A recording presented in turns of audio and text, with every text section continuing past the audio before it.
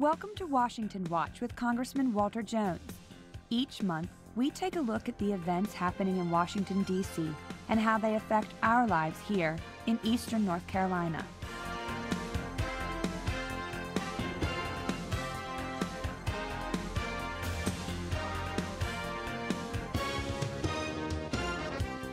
And now, here's your Congressman, Walter Jones.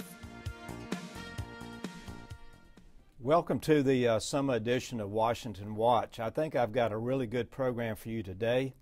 I have a Marine Fellow who's been assigned to our office, and he's been with us since February this year, meaning 2012, and will be with us through December. His name is Captain Dave Kinzler. Served with the 2nd Battalion, 5th Marines, the most decorated infantry battalion in the Marine Corps. And he is a year 2007 graduate of Annapolis. He's married to a lovely lady named Ashley, and they have a little boy named Barrett, who's 11 months old. Captain Kinzler, thank you very much for being on our show today. Thank you very much for having me, sir. Captain, explain to the people watching the show what is a Marine Fellow, and how do you become a Marine Fellow, and what's the purpose? Yes, sir. So the Marine Fellowship Program is available to any Marine officer or any Marine senior enlisted. And we take Marines from across the Marine Corps. It doesn't matter what your background is, and it's what we call a B billet. So as a Marine officer, specifically I'm an infantry officer, but that doesn't play into the program. So when the Marine Corps will take me and send me to an operational unit for about 3 years. So for me, that was 2nd Battalion, 5th Marines. I was there. I happened to be there for about 4. On average, it's 3. And then the Marine Corps will take you out of the operational unit, and they'll send you to a B billet outside, normally outside of your specialty. So for me, that's my current job working for you as a congressional fellow. And to get it, you would simply apply through the Marine Corps. They have a process internal to the Marine Corps, and the other services have their own internal processes. And then for the Marine Corps this year, we have 15 fellows. There are 10 in the House and 5 in the Senate. I owe 1 year working on your staff, so it's the calendar year I'll work for you, sir. And then I owe 2 years back to the Marine Corps on the back end, where I'll do legislative affairs for the Marine Corps in some form or fashion. That could be a multitude of roles. I don't know quite where I'm going next year. Well, let me ask you, do they give you a list of members of Congress, and I say you can choose one, and not saying you chose me, but because of Camp Lejeune Marine Base in the district, how were you and I matched? Yes, sir. Put it that way. As an individual fellow, I had no play in it whatsoever. I was simply assigned. In the larger perspective, Department of Defense, because they own the overall fellowship, they determine which members are eligible to receive a fellow. And I don't know those exact qualifications, but normally it's going to be senior members, Armed Services Committee, Appropriations, Defense. So you, sir, as an 18-year member of the House, all in the Armed Services with Camp Lejeune and Marine Corps Station Cherry Point in your district, it's very important to the Marine Corps, so I'm sure the Marine Corps grabbed you. And then as far as assigning individuals to an office, for us, it's so we simply view it as a staff officer, so there's no political leaders do not come into play at all. As officers and senior enlisted, we're generally apolitical, and you simply view your role as a staff officer achieving what the boss would like to do. Well, I want the viewers to know, because you have been to Afghanistan twice for our country, and if you would tell a little bit about that period of time before we get on some other issues. But I think we've had so many brave Marines from eastern North Carolina, as you know, meaning Camp Lejeune, New River, and that I have the greatest respect for those of you who've done something I did not do, and that's to go to war for our country, or be called to go to war for our country. So if you talk a little bit about your time in Afghanistan, what y'all might have done, things you can talk about. Yes, sir. So I've deployed four times, not all to Afghanistan. In 2010, I deployed to Afghanistan, and I actually had the privilege of being attached. I deployed with a company from 2nd Battalion, 5th Marines, but actually had the privilege of, at 2 separate times, being attached to 2 different North Carolina units. So my company was first attached to 2nd Battalion, 2nd Marines, which is out of Camp Lejeune, and they were in Garmsir at the time. So in Helmand Province, there's the Helmand River, and the Garmsir Valley was one of the first areas we went into in Afghanistan. And 2-2 was down there. They had extended pretty far down into the river valley, and my company was attached to 2-2 with the intent of pushing them further south, essentially just clearing more of this valley to move the Taliban out of the area and take more control back for the Afghans. We went down there, and it didn't work out. They ended up needing more personnel, so they waited for a full battalion to come to do this mission. The regimental commander detached us from 2-2, and then they attached us to 1st Battalion, 6th Marines, another Camp Lejeune unit, for the invasion of Marja, which at that time was called Operation Moshtarak. And if you remember, Marja was considered one of the last Taliban strongholds. 1-6 had already pushed into Marja, so we took the southwestern corner of Marja, and we established a patrol base there, and we essentially went about securing that area of southwestern Marja for the Afghan government. It was a great experience. I got to see a range of different operations. I'd say I've done pretty much, as a young officer, I've done across the spectrum of operations about everything you can do, and Afghanistan covered quite a bit of that for me. Both units were great units to fight with, and in Marja, it's interesting. During my time there, we didn't necessarily get to see a huge transition, but it's interesting reading about it today and seeing that the area when I was there in 2010 was held by 2 battalions is now just a small part of what is held by 1 battalion. So the transition in that area has been amazing to read about and hear from colleagues as they return from that area today. Well, Dave, I think you would know, representing the 3rd District, that the majority of the citizens, I'd say 99% of the citizens in eastern North Carolina, appreciate our men and women in uniform. And there's a special bonding, I think I can say, with the Marine Corps because of Camp Lejeune and New River and Cherry Point Marine Air Station. So there's a lot of Marine presence in eastern North Carolina, and we appreciate all of our men and women in uniform, our Guard and Reserve as well. I wanted those watching the show to know that I've asked you to do a lot of things and I have a great MLA. He's a retired Marine, always a Marine, I understand that, but Colonel Ray Celeste. But you are a very bright young man. I've really appreciated the fact that you've been on staff. You've done yeoman's work in several areas, but I want to bring one to the attention of the people of the 3rd District. They know that I have spent almost 10 years trying to bring peace to Colonel John Brow and Major Brooks Gruber. They were killed in a V-22 crash on April the 8th, and you have really helped me, not me, I mean, I'm just a halfback, but the families. Connie Gruber lives in Jacksonville, North Carolina. Her husband was Major Brooks Gruber, and Trish Brow lives in California, Maryland. Her husband was Colonel John Brow, and you have really done a yeoman's job of trying to help the families bring this to an end. You might mention some of the things you've been involved in that maybe have given you a new eye, so to speak, on what you're looking at or what you're studying. But I know you've been helping us with the budget lately. You might. Yes, sir. It's certainly been an educational year across the board. Coming from, I'm a Marine captain, so the highest level I got to in a battalion was as the assistant operations officer. So I never got a view outside of the battalion level in the Marine Corps, and I got to come up here and immediately see the 30,000-foot perspective, which was very interesting and a new world, to say the least. From your office, I think in maybe the second week I was there, we met with General Zinni on the relationship between Afghanistan and Pakistan and how to proceed with the Afghan war, and just being able to sit in on a meeting with the former Central Command commander and a Marine 4-star was impressive. Since that time, getting through your office, I've worked with former Assistant Secretaries of Defense, Victor Ashe, the former ambassador,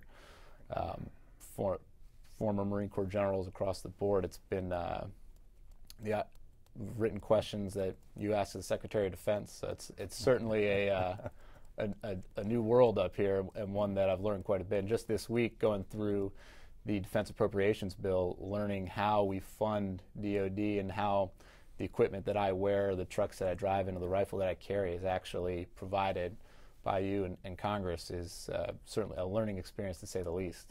Well, I believe that most fellows, it could be Army, it could be Navy, Air Force, I mean, all services have their fellows program.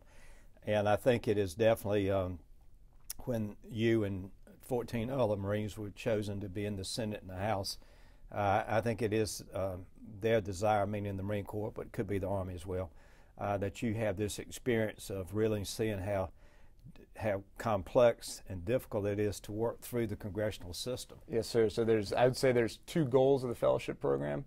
One is to tell the Marine Corps story to Congress, so that you can see through me what it is that the Marine Corps is doing, and when issues come up like the F-35B, why the Marine Corps needs a short takeoff vertical landing jet, I can tell you from real world experiences where I've seen a stowable jet save Marine lives because it can get there faster than a jet taking off a carrier. So I think for members of Congress, it brings what they're funding home and allows us to simply tell you what we do.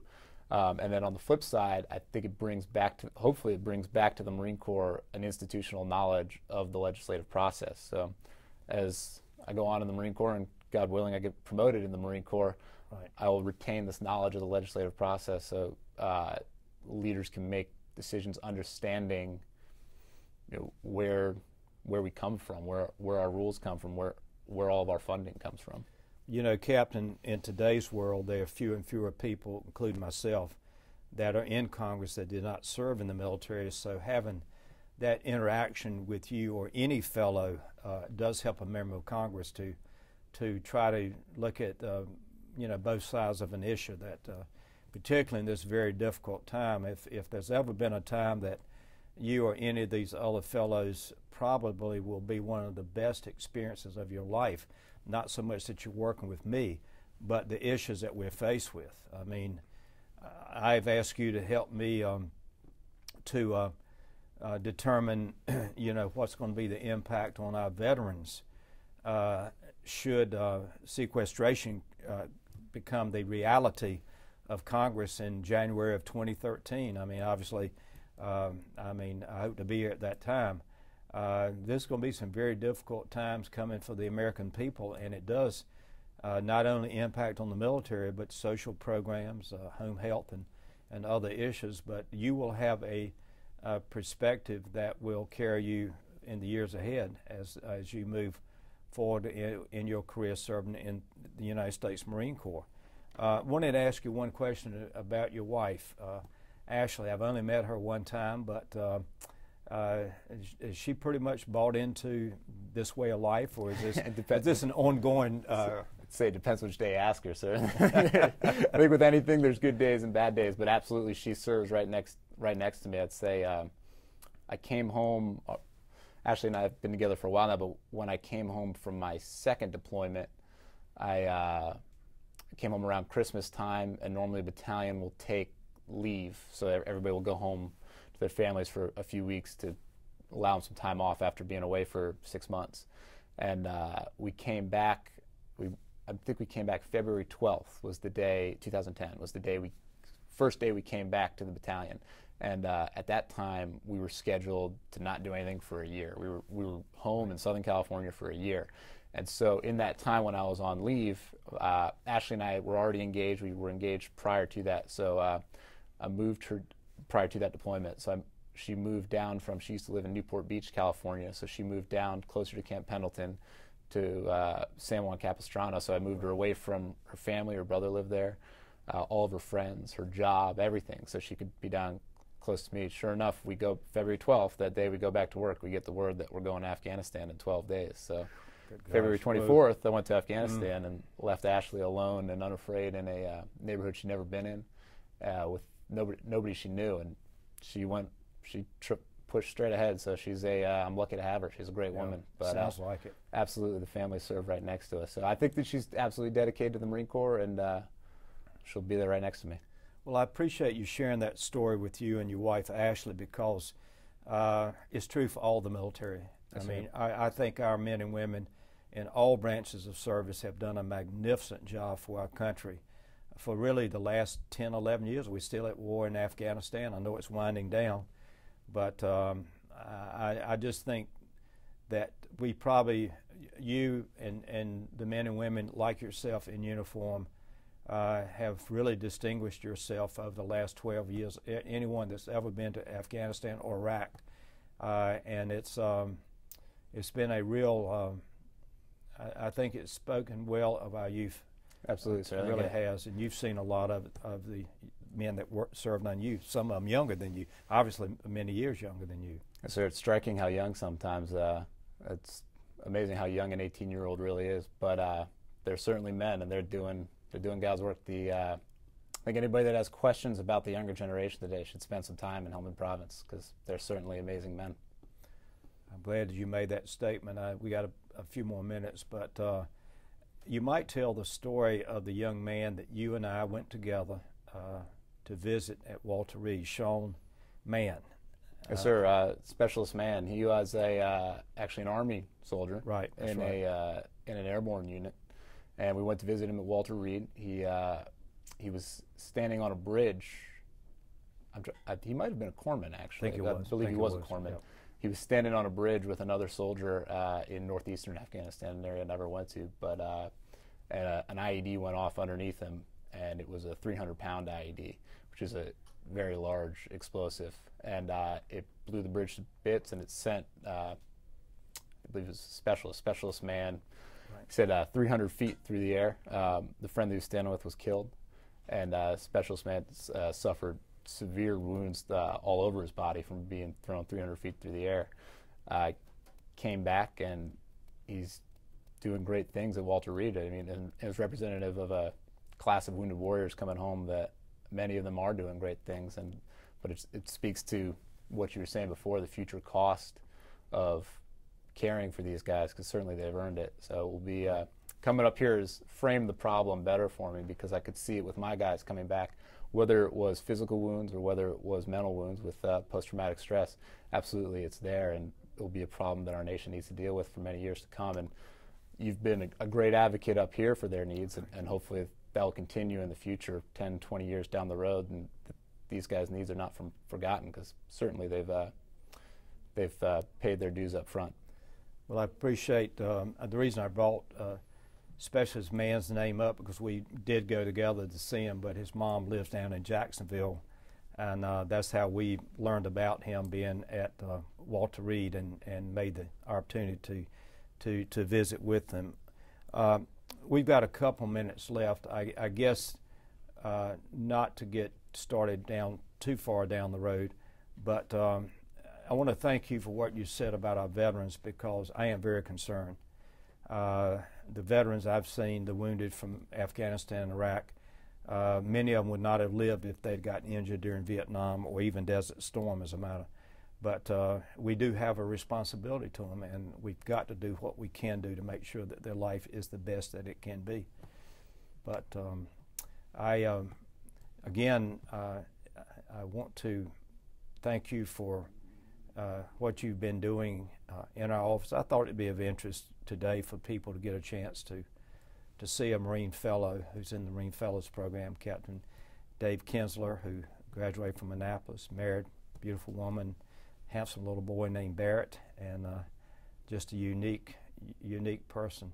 Oh, thank you very much, sir. It's certainly been a unique year up here. I've learned quite a bit about Eastern North Carolina. I had the opportunity to travel down there and see Camp Lejeune, see Greenville, and meet quite a few people from Eastern North Carolina. And just in the office, I've had the opportunity to talk to quite a few of your constituents, and some quickly realize I might not be from North Carolina, but as soon as I explain that I'm a Marine Corps officer, suddenly it's all right. So Well, Dave, thank you for being on this part of the show. And in fact, the second part of the summer edition of Washington Watch, Glenn Downs, who's been my chief of staff for 18 years, and I'm grateful to have him on staff. He will be joining us in just about 1 minute, and I hope you'll stay tuned to Glenn coming. We'll talk about some issues that you're calling us about in Eastern North Carolina. But again, I want to thank Captain Dave Kinzler for his service to our nation and thank him for being on the show today.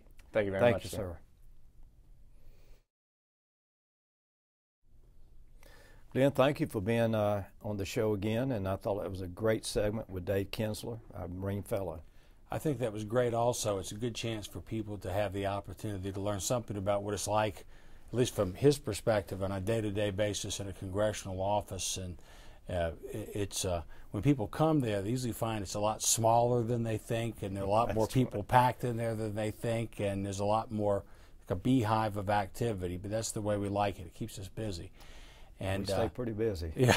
Well, along those lines, we get tons and tons of calls, as we always talk about on this show, from people that are not at all shy about Eastern North Carolinians and not at all shy about expressing their opinions about things. And what I'd like to ask you about, since we've last been here, the issue of the economy, jobs, and what the world's going on with this unsustainable federal budget deficit seems to be as much front and center as ever before. It is. One of the things that people want to know is as the light bulbs go off over their head and they say, hey, we're on this unsustainable path, then they tune into C-SPAN and they look at what Congress is doing or not doing on the congressional floor, and it bears very little resemblance sometimes to the real concerns that they feel. Can you speak a little bit as to why Congress does what it does in the face of the problems that people see are so apparent? Glenn, thank you. I don't know. I've been saying it back home. I've said it to you in the office many times. I don't think we are ready yet to really face the facts, and the facts are very severe that we are headed toward a cliff or a collapse. I mean, I get frustrated on my own side. I get frustrated with the other side as well. I mean, we up here we're not dealing with these issues that I think we ought to be dealing with now. Why put off to November or December and say, well, there's an election. You might have a different president, might have the same president. Why not go ahead and let's start facing the fact that we are in financial crises? We need to start talking about today and what we need to be doing instead of waiting till after the election. And that concerns me greatly because these problems are so complex and no one has the answers, but maybe working together we can come up with some reasonable direction for our nation. Well, after the election, which everyone seems to be around here and in the country seems to be so focused on, it's anticipated that Congress will come back in for what's known as a lame duck session, sometime around Thanksgiving, probably through Christmas. Is that the way you see it also? Well, it is. I just hope the duck's not dead. I mean, we can deal with a lame duck, but no, you're right. You're exactly right, because what they're saying, my side and the other side, are saying, well, we'll just wait till after the election, and then we'll deal with the debt ceiling increase. Then we'll dealing with sequestration, which is a very complicated issue. But as you know, and I know what that does, it puts in automatic cuts over a 10-year period of time. No one wants to see that happen. But Glenn, I will say many, many times that I have to you, we should have taken the recommendations from Simpson Bowles, put them in bill form, and debate them up or down, up or down. We could have done that a year ago, but we didn't do it. I blame both sides. Well, let's break that down for a second. You talked about sequestration, which were the automatic cuts that kick in as a result of last year's machinations when that super committee was put in place to make cuts, which they didn't make. So now some cuts are finally coming, unless they get postponed. There is a series of tax cuts that expire, not only the Bush-era tax cuts, but also the Obama-era payroll tax cuts and others. They all expire at the end of the year. You're going to hit the debt ceiling again. Medicare and Medicaid reimbursement rates to doctors and hospitals will be cut pretty dramatically, automatically, unless something happens. And then there's also the issue of having a bill that fund the ongoing operations of government. How in the world do you get that all done in 30 days? I don't think you can. I mean, it's like I've been saying for 2 years now, we ought to stop paying Karzai in Afghanistan $8 billion a month and borrowed money from the Chinese, and yet we're going to cut programs here. in eastern North Carolina. That's why I think we ought to start it now. And if we have to stay here in August, nobody wants to, but we will. But no, everybody has already made a decision, both parties, to kick the can down the road and deal with this in the lame duck session, which you just said, how in the world are you going to do it in 30 days, at most 30 days, probably not even 30 days. I don't know. What they'll probably do is pass a continuing resolution or change the law so that we will have to deal with it in April or May of 2014. And I don't want to see that happen, because then they're going to try to move it down again further. It's not dealing with the problems. Problems are too severe. Well, the dollar amounts in sequestration that are talked about are really, while there's a lot of money, it's really only would really just nick at the budget deficit. Right. So you support cuts, but you don't like the sequestration process? Explain that. Well, I do think the process would be the last resort, meaning that Congress will not do what they need to do. And roughly, you're right, I think it's about $1.2 or $1.3 trillion that would be cut over 3 years. And our debt right now is well over $16 trillion. And some people say that's not the true debt. It's worse than that. Well, that's a Merry Christmas. Listen, Republicans don't want to raise taxes. They don't want to cut military spending. Just generally speaking, Democrats don't want to cut any sort of social spending. If you can't get 50% plus one to do much of anything, is the hope that we're going to just grow our way out of this, or is it just sort of hoping that some magic budget genie comes along and fixes everything? Glenn, I think the real test is going to come when we get back after the election in the lame duck session. Are we going to do what's right for this country or not do what's right for this country? I'm sorry that time is winding down. Thank you for watching the summer edition of Washington Watch, and let's hope and pray that we do what's right for our country. And please, God, continue to bless our men and women in uniform. Thank you. Thank you for taking the time to join us for Washington Watch.